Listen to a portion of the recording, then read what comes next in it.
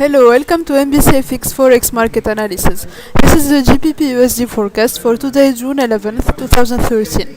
The GBP USD was in an ascending trend since May 29th, 2013 at the 1.50 level to reach the 1.5683 level on June 16th, 2013.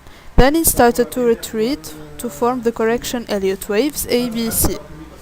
So we expect that the cable will decline on this week and next week, and if it breaches down the key support level, which corresponds to the bottom level of an ascending wedge at 1.5520, this would be a signal of decline towards the 1.5470 level, then to the 1.5420 level.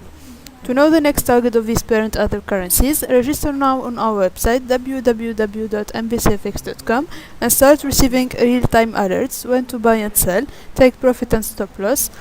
For more info, please contact us at info@mbcfx.com. Thank you and have a good day.